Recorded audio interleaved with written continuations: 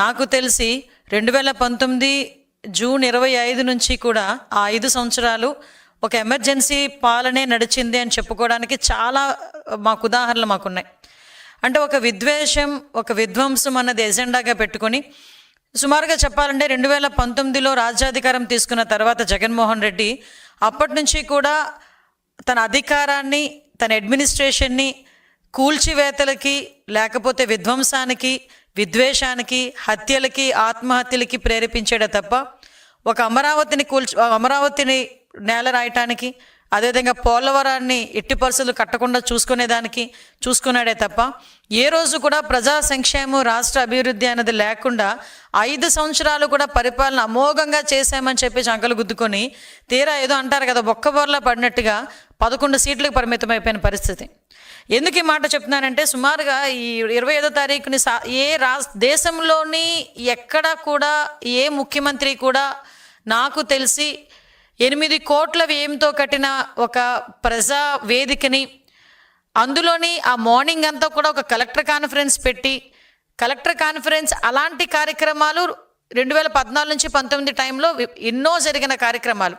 ఈయన అధికారంలోకి వచ్చిన తర్వాత కలెక్టర్ కాన్ఫరెన్స్ పెట్టి ఆ తర్వాత బయటకు వచ్చి ఒక పైశాచిక ఆనందంతో ఆ ప్రజావేదికని కూల్చి చేస్తూ ఉంటే ఒక రకమైన సైకో ఆనందాన్ని పొందిన వ్యక్తి ఎవరైనా ఉన్నారంటే ఇప్పటి పులివెందుల ఎమ్మెల్యే గారు మన జగన్మోహన్ రెడ్డి గారిని ఒక ఉదాహరణగా తీసుకోవచ్చు.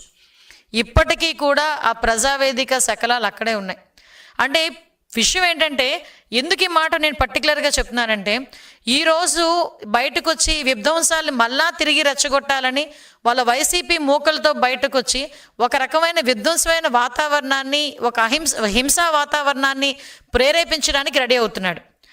దానికి బట్టి మనం ఒకసారి ప్రీవియస్గా కూడా జగన్మోహన్ రెడ్డి తాలూకా నేచర్ మనం అర్థం చేసుకుంటే, జూన్ 25వ తారీఖు 2019లో ప్రజావేదిక కూల్చిన దగ్గర నుంచి మొదలు పెట్టుకొని 2024 మార్చ్, ఏప్రిల్ ఎలక్షన్స్ వరకు కూడా తిరిగి ఇప్పటికీ అధికారం కోల్పోయిన తర్వాత కూడా ఇప్పటికీ కూడా అటువంటి పందాలు నడుచుకునే దానికి ప్రయత్నం చేసే పరిస్థితి కూడా మీ అందరూ కూడా గుర్తుపెట్టుకోవాలి.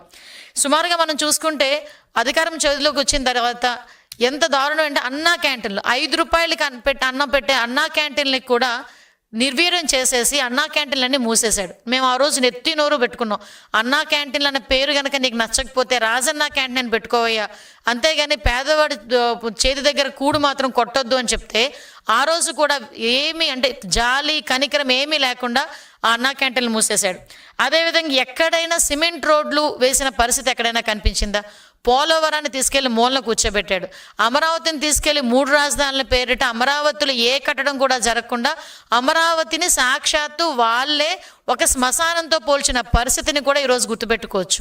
ఇవన్నీ ఒక ఎత్తు అయితే, ఎవరైనా గట్టిగా మాట్లాడితే వాళ్ళ మీద కేసులు పెట్టడం, గట్టిగా ప్రశ్నిస్తే వాళ్ళని పిచ్చోళ్ళని చేసి రోడ్డు మీద కొట్టే పరిస్థితి, మరీ ఎక్కువగా మాట్లాడితే హత్యలు చేసే పరిస్థితి, ఇవన్నిటినీ కూడా దాటుకొని 5 సంవత్సరాల పాటు ప్రజలందరూ కూడా నానా ఇబ్బందులు పడి ఈరోజు కూటమి ప్రభుత్వం మీద నమ్మకంతో సుమారుగా 164 సీట్లు ఇచ్చి ఈరోజు మమ్మల్ని గెలిపించి ఈరోజు అతి నమ్మకాన్ని మా మీద పెట్టుకొని ఈరోజు ప్రజలు ప్రశాంతంగా జీవించే పరిస్థితి ఈరోజు కనిపిస్తూ ఉంది. మీకు ఇందకే చెప్పాలంటే, మనం ఆలోచించుకుంటే ప్రజావేదిక గురించి మనం చేసుకుంటే 1.5 గంటల పాటు కలెక్టర్ కాన్ఫరెన్స్ పెట్టాడండి. కలెక్టర్ కాన్ఫరెన్స్ కూడా ఇప్పుడు సాధారణంగా ఏదో అంటారు కదా, బలిచ్చే ముందు ఒక రకమైన పూజ చేసినట్టుగా ఆ ప్రజావేదిక కూల్చేదానికి 1.5 గంటల ముందు ఒక కలెక్టర్ కాన్ఫరెన్స్ నిర్వహించి ఎవరికి తెలియకుండా బయటకు వచ్చిన వెంటనే జేసీబీలు పెట్టి ప్రజావేదిక కూల్చాడు. అంటే మీరు అతని తాలూకా నైజం అర్థం చేసుకోవచ్చు. నేను ప్రతిసారి అతని తాలూకా నైజం అర్థం చేసుకోండి అని చెప్తూ ఉంటాను. అతని తాలూకా సైకో నైజం అర్థం చేసుకోవచ్చు. తర్వాత అమరావతి దగ్గర అసెంబ్లీలోని 3 రాజధానులు అని చెప్పాడు. అమరావతిలో ఉన్న ఏ కట్టడాన్ని కూడా ముందుకు తీసుకెళ్ళనవలేదు. అన్ని వ్యవస్థలని కూడా నిర్వీర్యం చేసేశాడు. ఎంత దారుణంగా నిర్వీర్యం చేశారంటే, తిరిగి మేము ఈరోజు అధికారంలోకి వచ్చిన తర్వాత వ్యవస్థలని గాడిలో పెట్టడానికి దగ్గర 4-5 నెలలు పట్టింది. ఇప్పటికీ కూడా చంద్రబాబు నాయుడు గారు విజనరీ లీడర్ కాబట్టి ఇప్పటికైనా మేము వ్యవస్థ నడిపించగలుగుతున్నాం. కానీ అతను కాకుండా ఇంకొకరు ఎవరైనా అయితే చెతుకులు పడిపోయే పరిస్థితి. రాష్ట్ర ఆర్థిక వ్యవస్థను సంపూర్ణంగా అంటే ఎక్కడ కూడా అంటే ఎంత దారుణమైన పరిస్థితి అంటే, ఒక చీప్ లిక్కర్ ప్రజలకు అందించి ఆ లిక్కర్ మీద కూడా 15 సంవత్సరాలకి మా రాష్ట్రంలో ఇంతమంది తాగుతారు, దీని మీద ఇంత ఆదాయం వస్తుంది, కాబట్టి నాకు ఇంత అప్పు ఇవ్వండి అని 25,000 కోట్ల రూపాయలని కూడా అప్పు తీసుకొచ్చేసిన పరిస్థితి నుంచి ఈరోజు ఆర్థిక వ్యవస్థని ఈరోజు గాడిలో పెట్టడానికి నిజంగా గౌరవ చంద్రబాబు నాయుడు గారు ముఖ్యమంత్రి వర్యులు చేస్తున్న కృషి మనందరం కూడా చూస్తున్నాం. ఒకటి మాత్రం నిజమండి, కూల్చివేతలతో మొదలుపెట్టాడు, విధ్వంసం చేశాడు, విద్వేషాలను రెచ్చగొట్టాడు, హింసను ప్రేరేపించాడు, వాళ్ళ తాలూకా మంత్రులు ఎమ్మెల్యేల చేత బూతులు తిట్టించాడు, అసెంబ్లీ సాక్షిగా మా చంద్రబాబు నాయుడు గారి చేత కన్నీళ్లు పెట్టించాడు, అదేవిధంగా నారా భువనమ్మని నోటుకొచ్చినట్టు మాట్లాడించారు. ఇంకా మాలాంటి వాళ్ళం అయితే ఇంకా అది వేరే విషయం. అంటే ఒక్కొక్కసారి ఎందుకు గుర్తు తెచ్చుకోవాలంటే జగన్మోహన్ రెడ్డి ఈ రోజు వచ్చి నీతి కబుర్లు చెప్తున్నాడు. అదేవిధంగా వాళ్ళ తాలూకా విధ్వంసం చేసే ఆ జనాలు కూడా వైసీపీ మూకలు కూడా బయటకు వచ్చి ఈరోజు నీతులు చెప్తున్నాయి. ఆ నీతులు చెప్పేటప్పుడు లాస్ట్ 5 సంవత్సరాలు వీళ్ళు ఏం చేశారన్న సంగతి కూడా గుర్తు చేయాలి అనే ఉద్దేశంతో బయటికి రావాలంటే పరదా ఉండాలి, బయటికి రావాలంటే చెట్లు నరికేయాలి, అతను బయటకు వచ్చాడంటే షాపులు మూసేయాలి, జగన్మోహన్ రెడ్డి బయటకు వస్తున్నాడంటే షాపులు మూసేయాలి, జగన్మోహన్ రెడ్డి ఒక మీటింగ్ పెట్టాలంటే తెలుగుదేశం పార్టీ వాళ్ళందరినీ కూడా హౌస్ అరెస్టులు చేయాలి. అదేవిధంగా అతని గురించి ఎవరైనా గట్టిగా సోషల్ మీడియాలో మాట్లాడితే వాళ్ళని తీసుకొచ్చి సిఐడి కేసులు పెట్టి ఇరికించాలి. ఆ సిఐడి కేసులు పెట్టేదానికి కూడా వయసులతో సంబంధం లేదు.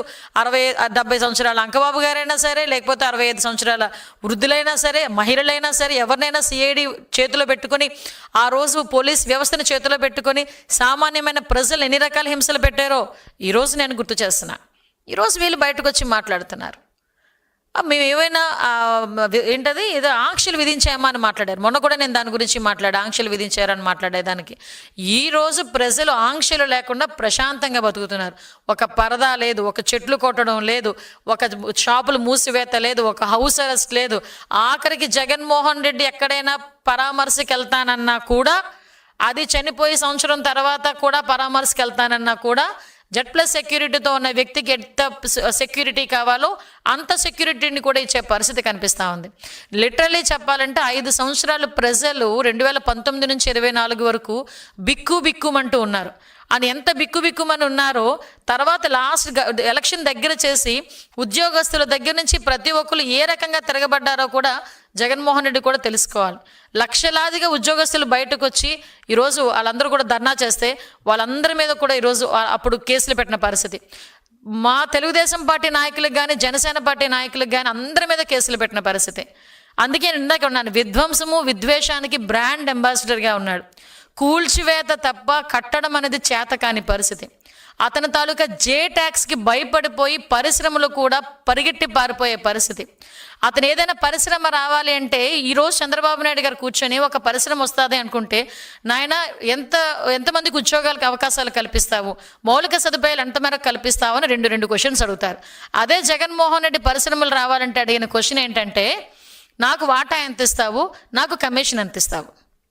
ఆ రెండింటి మాటలకి దూరంగా పారిపోయిన పరిశ్రమలు ఈరోజు మళ్ళీ చంద్రబాబు నాయుడు గారిని చూసి, చంద్రబాబు నాయుడు గారి తాలూకా విజనరీని చూసి ఈరోజు ముందుకు వస్తున్నాయి.